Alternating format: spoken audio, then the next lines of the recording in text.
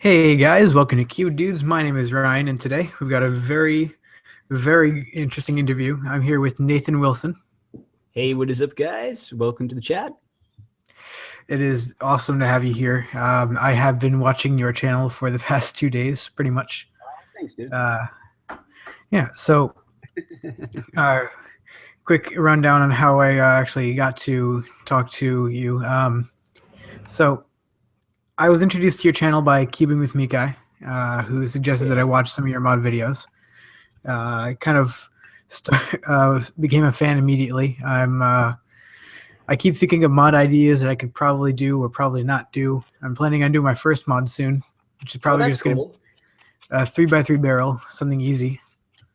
I'm trying to get a lot of people to get into modding by doing a lot of really sort of easy to do mods, and I've got some really easy ones coming out in the next couple of days and probably the next couple of weeks from now. There should be some pretty easy to tackle mods for beginners. Awesome! I can't wait to see that. I've always been more in the like the speed cubing realm of things, so I haven't really gotten into modding very much. I'm the opposite of a speed cuber. Yeah, I've heard, and I understand that. I used to be kind of into it for the logic of it, for like the cube law and stuff. I used to be a huge proponent of shape mods, but it's kind of died off for me. Well, for me, my inspiration was Tony Fisher. I remember when I first discovered his channel, probably around 4 years ago, and I just binge watched every single video of his that I could find. And that's kind of what got me started on all of this, if I'm honest. All right, so before we start into the formal questions, I'm going to read a little bit in the chat. A Happy Cuber says that Nathan Wilson is the best cube modder in the world. No, I'm not. That would be Trifon. Okay, that's Trifon with no word of a lie. I don't know how he does it. He is a modding god. The next message for you is from Cubing with Mikai, who says that your hat is very awesome. Do you know, I was in a Skype call about 3 hours ago where somebody said that without the hat, I'm not NerdBubblegum or Nathan Wilson. Yeah, you have to have the hat and the mug. I have to have the hat on. So if I die, I will be buried with this. They're absolutely right. And there is a suggestion in the chat for a 3x3x9 barrel. I want to see that. 3x3x9 barrel. Do you know, I was talking to GR Cuber when he did his 3x3x9 fish cube, and that would be a really cool barrel. I'd like to do it with some Wit Eden puzzles, yeah, because I kind of neglected Wit Eden as a company altogether. I don't actually think I own anything from Wit Eden. All right. Well, here's let's go to some of the formal questions. The first one is, why did you start modding and making puzzles? Well, do you know, one of the first mods that I ever did was also the first mod that I failed, and it was a Tetraminx. And Tetraminx, what that is it's basically just a Pyraminx without the end caps. And that was my first ever mod. And and when I took the caps off, there were these sections that were holding the screws in, and I thought, well, they don't need to be there. But they really do need to be there. Otherwise, the puzzle just falls apart in your hands. And, you know, I think it was the failure that kind of made me try again. Because I kind of I didn't like the fact that something that small and insignificant defeated me like that. So I tried some slightly harder mods, and then I got into the bandage mods. And those were kind of my first real proper mods, and they're actually the first ones that I ever sold for a profit. And that's kind of what started all of this. After that, it kind of just went further and further and further. I don't even know how I got here. Well, it's like you said earlier. I actually was watching a video where you said something along the lines of like, a failed mod is not a failure because you still learn what not to do. Exactly. You learn that the pieces holding the screws still matter. that is very important. Every failure you make is a lesson you learn for later. All right. So the next question is, what's your favorite unmodded puzzle? Like your favorite mass-produced one that you've liked to solve? Well, there's a lot of mass-produced puzzles that were once modded puzzles. So, like, say, for example, the Fisher Cube and the Windmill Cube, which is a puzzle that I will be working on eventually. I would say my favorite unmodded puzzle as sort of my go-to solve would have to be Scube. I find they're a lot of fun, and it's the only puzzle that I have in my collection that I learned the solving strategy all by myself. I taught myself, and I actually have a tutorial up on my channel, and I've got it here in the checkerboard pattern, which is Oh, actually nice. you have to disassemble it in order to get it into that pattern. And yeah, it's probably my favorite, one of my favorite puzzles. I can see that. I used to have a lot of trouble solving this cube, just getting it. But believe it or not, I always love telling the story. I had a dream, and in the dream, I figured out how to I had a solve this cube. dream. Yeah, Oh yeah. I can't explain it. I just figured out how the puzzle turns, how it makes sense, and then later I forgot all of that and learned the sledgehammer method. Well, I was surprised that you only needed one algorithm to solve this cube, and it's a fairly useful algorithm. Yeah, I use that all the time in like 3x3 solving. All right, so the next question is the hardest mod that you've done. The hardest mod I've done, you see, hards are kind of the hardest mods I've done are the ones that I haven't finished. And I would say the hardest modification that I have ever done is one that I'm still yet to finish, and that would have to be my Cubaminx, which is a strange name. It's effectively a cubic pyraminx. Oh wow. And when I started making it, I thought this is just going to become a scube. But as I extend it outwards, I realized it's not a scube. It's a whole different puzzle altogether. And it's actually really, really difficult to make a puzzle like that, because extending outwards into the geometry, you end up with areas that you can't actually fill into because all of the pieces need to turn through what is effectively a cavity.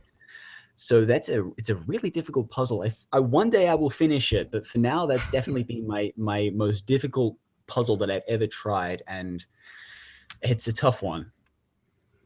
Yeah, I'd like to see that sometime finished. One question that I've been meaning to ask you is: are you planning on getting any of your mods actually like public and mass produced? Like, uh, just Well, work on selling them with another company? I I would love to have some of my puzzles mass produced, but the truth is a lot of my puzzles, particularly the ones that I have been the creator of, they are very complex in terms of the mechanism that they use, and they're all adaptations of other mechanisms. So, say for example, take the Gigamoid, which is probably my most favorite puzzle that I've created. Um, that is effectively a variation on the Gigaminx, and a lot of the pieces are unmodified, so it infringes the Gigaminx patent if it was to become Yeah, mass produced. I'd get my name on it, probably. I'd get a signature on this one of the stickers, but the actual credit itself would probably go to the original Gigaminx designer, whose name escapes me. But I would yeah, love to see some of my puzzles get mass produced just because they're cool. But I would also prefer that you try and make them yourself, because that's a fun thing to do. absolutely. What are your thoughts on like 3D printing puzzle mods rather than actually manually modding them? Well, 3D printing has a lot of I'm not going to say flaws. I'm going to say difficulties. First off, we all know the story with Shapeways and how the price ramped up in the most recent years, which was kind of unfortunate. But if you have the means, it's great to kind of get a physical copy of a puzzle. But as opposed to modding it yourself, sometimes there are puzzles that just can't be modded. They have to be 3D printed. Like, say, for example, the Radiolarians. You know, they're fantastic puzzles, but they wouldn't exist without 3D printing. So I would say that try and mod a puzzle if you can, but if the core or the mechanism doesn't exist, then 3D printing is definitely a good way to bring it into the world. Yeah, and my take on that is that I feel like there's more of an accomplishment with modding, or I'd imagine Oh there would yeah. be. There are a few mods that I'm planning on doing just because I want to actually do it. Like I own a Fisher cube, but I want to make one of those. I want to make the barrel, like I said. The most interesting one, like the one that really stuck with me tonight that I was watching, was the half minx, and I'm hopefully planning on doing that if I can find the That is epoxy. that is a very fun modification, and I asked around, and it turns out that the three face half minx has been built before. I've got a triple fuse Megaminx here that I Oh drew. yeah, Um, because I don't have a regular Megaminx with me. Uh, 3 faces, that's been done before, but to just have 2 faces on a Halfminx, that's never been done before. So technically, I am the creator of that variant, but I didn't know at the time. I only found out like a month ago. So how hard is that to solve? Do you know it's actually very difficult? Surprisingly difficult, because you have to take a corners first approach. And I found it to be really difficult. I did solve it once, probably a month after I built it, but I haven't scrambled it since, so I've probably forgotten everything. All right. I've got only 2 more questions for you right now, aside from what's in chat. And I want to know, where did the name NerdBubblegum originate? Do you know, it's funny you asked that. That name has always bugged me, and I wanted to change my channel name for so long, but I never had the guts to do it because I thought that people would completely not get it. The name came from a long time ago when I started online gaming. I just pulled a name out of nowhere. I said, I'm a nerd and I like bubblegum, and that's I threw it together. And then that became like my handle for every social media before I kind of got into like Facebook and all of that. And it just kind of stuck with me. It just became my name for everything, which is kind of something cool. You know, you have a name that kind of follows you through all different kinds of social media. Which I think is something fun. But I wanted to change it for the longest time, so I finally did. All right. And the last official question, aside from those that the viewers are giving in, is this is something that I've asked most of the interviewees that I've had. Do you have a favorite YouTube channel? Cubing or none? Do you know, it's actually funny you say that. I watch a lot of wood turning channels and a lot of woodworking channels, which is funny because I don't have the means to build any of them. My favorite YouTube channel is Matthias Wandel. It's a very difficult name to pronounce, but he has a fantastic channel, and he is effectively the definition of someone that can make anything. Like, it's impressive. And I love watching his videos. I just love watching him tackle a project. And, you know, I just like watching people build stuff. You know, I like Tested. Tested's a great channel, and I love watching that. And AVE, that's a great channel. That's a metalworking channel. And ClickSpring. ClickSpring is probably the channel that inspired me to make the videos the way that I make them. If you watch his channel, it's effectively identical to the way I try and knock off his style, because I really love his videos too. Yeah, I understand. I've actually have a few cubing channels that I've been trying desperately to emulate. I actually like different videos. I try and emulate different styles. Like, I actively think, what would this person do? I try and I admit that I kind of try and have a Cubing with Mikai style for unboxings, JR Cuber for reviews, and the Cubologist for most everything else. Well, I just try and put as many panning shots as I possibly can in a video, and effectively it works. I've noticed that, and that I think that's great. I think it looks really cool. Do you know, it's funny. I don't script my videos. I don't have any plan for videos. I will wake up in the morning and go to bed with a video. That's effectively what happens. So it's fun. It's fun to do it that way. I just kind of have my own style to go and do whatever feels right for me, at least. All right. So now I think we're going to move on to the questions in the chat.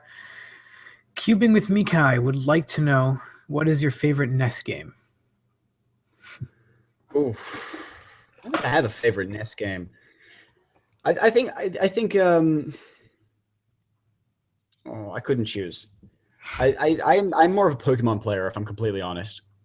Oh, that's great choice. Actually, the funny thing is that a lot of my gaming came from my neighbors when I lived in the city a long time ago. I actually never owned a SNES or a N64. I have one now, but I didn't own one at the time. I didn't own any consoles. I used to go across the road and play all of my friends' games and kind of live my gaming life through them effectively, which is fun because I never had any high scores. It was just kind of adding to theirs, which was kind of fun. Oh, yeah. Since you mentioned Pokemon, everyone wants to know what your favorite Pokemon is and if you play Pokemon Go. I've been told by so many people to play Pokemon Go, and I have too much work. But Yeah.